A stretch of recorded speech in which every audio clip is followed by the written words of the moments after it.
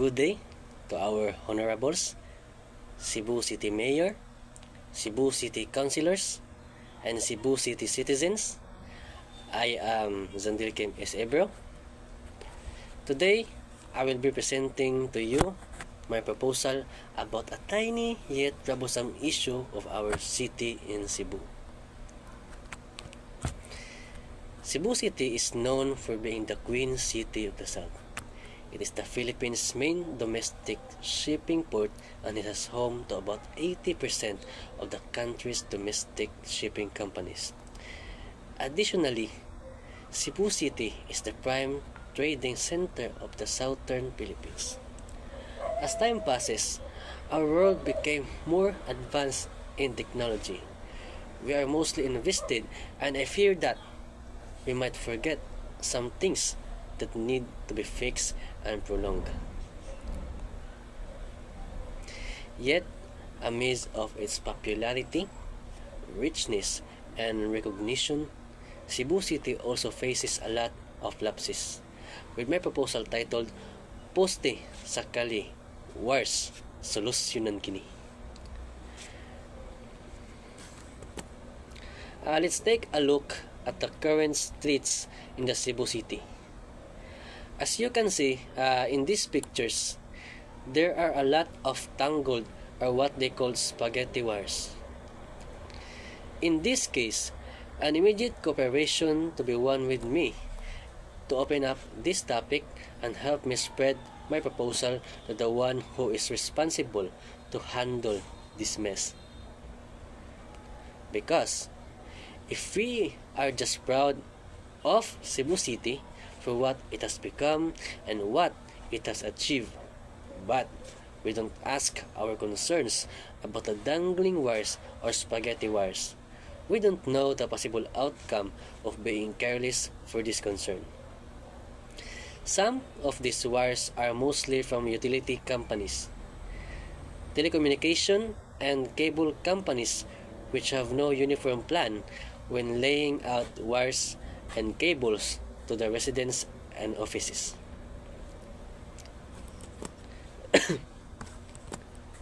So what? In 10 years, the wires of the streets will be more harmful for the pedestrian and large vehicle will be tangled. If we don't remove spaghetti wires, also known as switchboard spaghetti, we could face a lot of issues. It includes the tripping. Tripping is as tangled wires can be tripping hazard, especially if they are loose or hanging from the ceiling. Next is electrical system breakdown.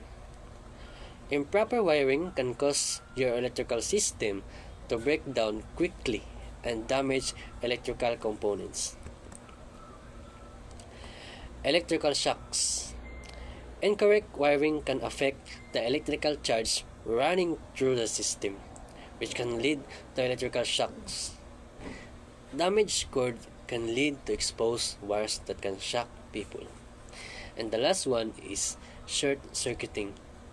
Electrical wires that are not capped and short circuit or damage the electrical system.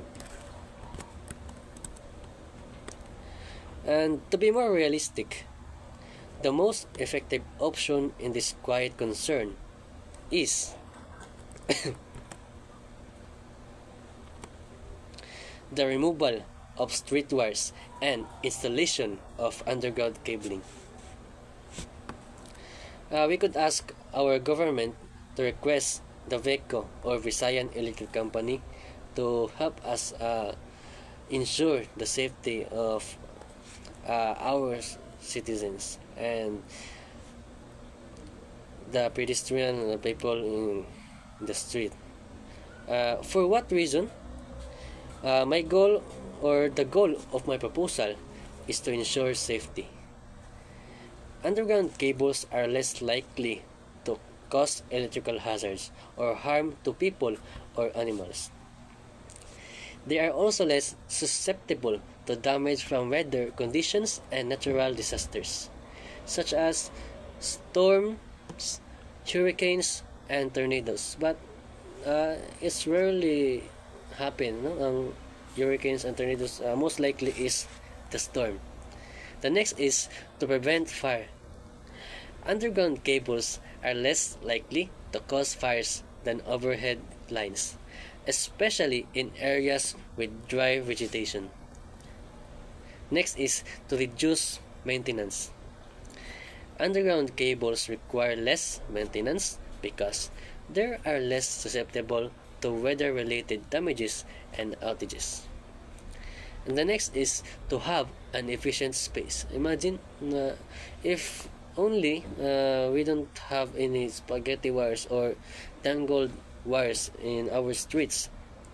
And underground cables take up less space than overhead cables. It allows for more space for other utilities and urban development. So next is let's talk about the benefits. The benefits of my proposal: first is to vulnerable to weather conditions and tree damages. Underground cables are shielded from storms, high winds, and other weather events that can cause damage to overhead lines. They are also less prone to damage from lightning strikes, which can affect the overhead lines. And the aesthetic value. Underground cables take up less space than overhead cables. It allows or allowing for more space for other utilities and urban development. Underground cables are hidden from view, preserving the landscape and preventing visual clutter that can occur with overhead lines. And I think that's all. Thank you. Poste sakali wars solusyonan kini. And this is once again Zandri Kim is Ebro, and that is my presentation.